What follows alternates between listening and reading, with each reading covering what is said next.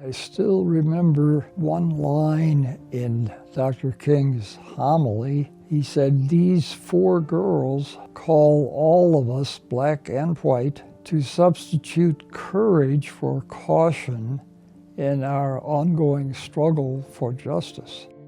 On Sundays, I would accompany my father, who was a pastor, going with my father to these relatively small African-American congregations, and I could see the poverty, and I had the question emerging in my mind, now why is it that there are white churches and black churches, and why is it that there are white schools and black schools? Why can't we be together? And that's where I began seeing what the injustices were and began to think about what's my responsibility. Living and pastoring in Birmingham, Alabama in the 1960s, I was at the right place at the right time because it gave me an opportunity to really learn what Jim Crow South was like, living in the black community and serving a black congregation. When I began to get involved was when I was asked by Dr. King and by the movement to be a part of what was known as the Central Committee, that I met with the SCLC staff at the A.G. Gaston Motel. The Central Committee met to talk about what has happened in the past week and how we should go forward in the coming week. It was an opportunity that I could not have possibly imagined ever having, to meet Dr. King and the SCLC leaders, Ralph Abernathy and Fred Shuttlesworth. I had led the Concerned White Citizens of Alabama in a demonstration in Selma in support of the voting rights movement that had gone on in Selma. And this was 2 days after the Bloody Sunday. And when I got to Selma, the Brown Chapel AME Church, where they were meeting, was packed. Dr. King and the SCLC staff were prepping the people and getting them ready for the march over the bridge and I was on the outside of the church because there wasn't room to get in.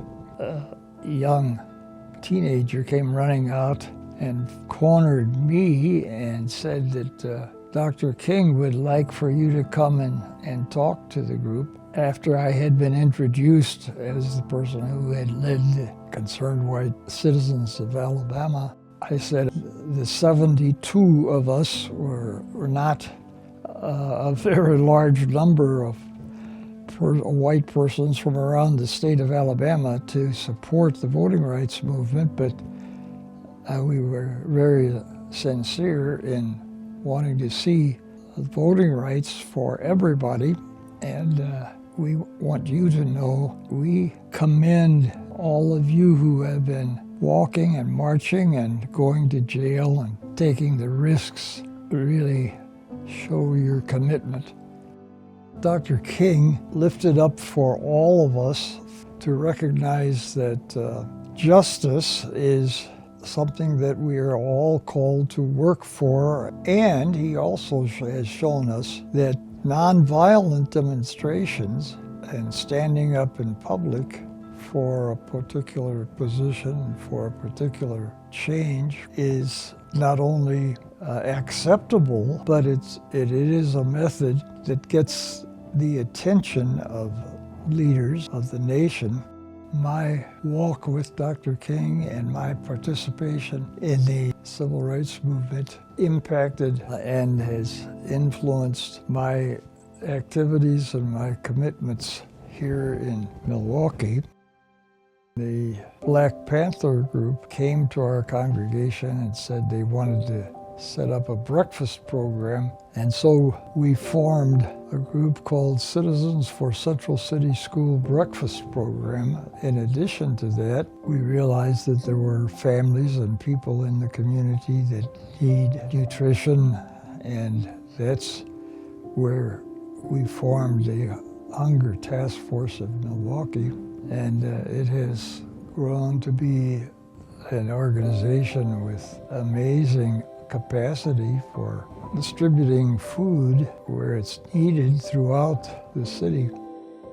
The struggle for a just society is still very much in progress, and more people need to be encouraged to get engaged with. And so accepting the award is my way of encouraging people to get engaged in the struggle and to know that change is possible, and keep on keeping on and never giving up.